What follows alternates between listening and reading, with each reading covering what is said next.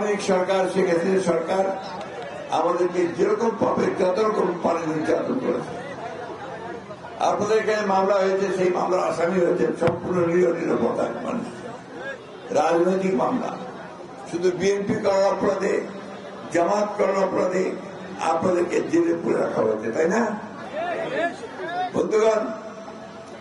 সেই অবস্থার পরিসমাপ্তি করেছে যে হাসিনা সবচেয়ে প্রবল প্রতাপশালী নেতা হয়ে গিয়েছিল, এক বলা যেতে পারে রাজধানী হয়ে গিয়েছিলেন, তাকে দেশ ছেড়ে পালিয়ে যেতে হয়েছে। আমাদের তরুণ, ছাত্র, যুবা এবং জনতার আন্দোলনের মাঝখান নিয়ে তাকে চলে যেতে হয়েছে।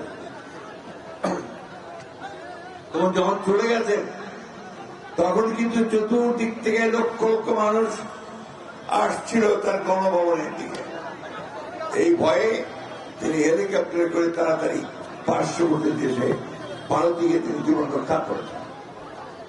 বন্ধুগণ, এই প্রসঙ্গে আমার মনে পড়ে আল্লাহ তাআলা সবসময় একটা কথা বলেছেন যে সীমা লঙ্ঘন করিও না, সীমা লঙ্ঘন করলে আল্লাহ তাআলা তাকে ক্ষমা করেন না। আর সূরা ইমরান আপনারা সবাই জানেন, যারা পড়াশোনা পড়াশোনা জানেন, কুলিল্লাহুম্মা মালিকাল মুলকে তুতুল মুলকে মান তাশা তানজুল মুলকে মান তাশা ইযু মান তাশা যাল্লু মান তাশা বিয়াইদিকাল খায়র। অর্থাৎ আল্লাহ বলছেন, আমি যাকে খুশি তখন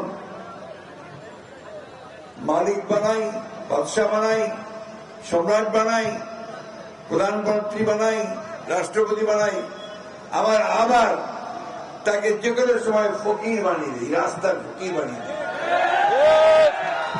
আজকে সেই প্রতাপশালী শেখ হাসিনা আজকে ভারতে গিয়ে আশ্রয় নিয়ে একেবারে সেই করুণ অবস্থার মধ্যে পড়েছে, তাই না? আর যারা আমাদের এখানে দাপটের সঙ্গে আমাদেরকে শাসন করত, আমাদেরকে জেলে দিত, জুলুম করত, জমি নিয়ে নিত, ব্যবসা নিয়ে নিত, আমাদেরকে কাউকে কিছু করতে দিত না, আপনাদেরকে তারা জেলের ভিতরে চলে গেছে, তাই না? জেলে গেছে না? বহু মানুষের জমি তারা জোর করে নিয়ে গেছে, বহু মানুষকে নিঃস্ব করেছে। আজকে আল্লাহ তাআলার তরফ থেকে এখন মানুষদের প্রবল প্রচেষ্টায় তারা নিজেরাই এখন কারাগারে চলে গেছে। আমি 11 বার কারাগারে গেছি। যে মুর্তজা জুলা আমার সঙ্গে 3 বার ছিল।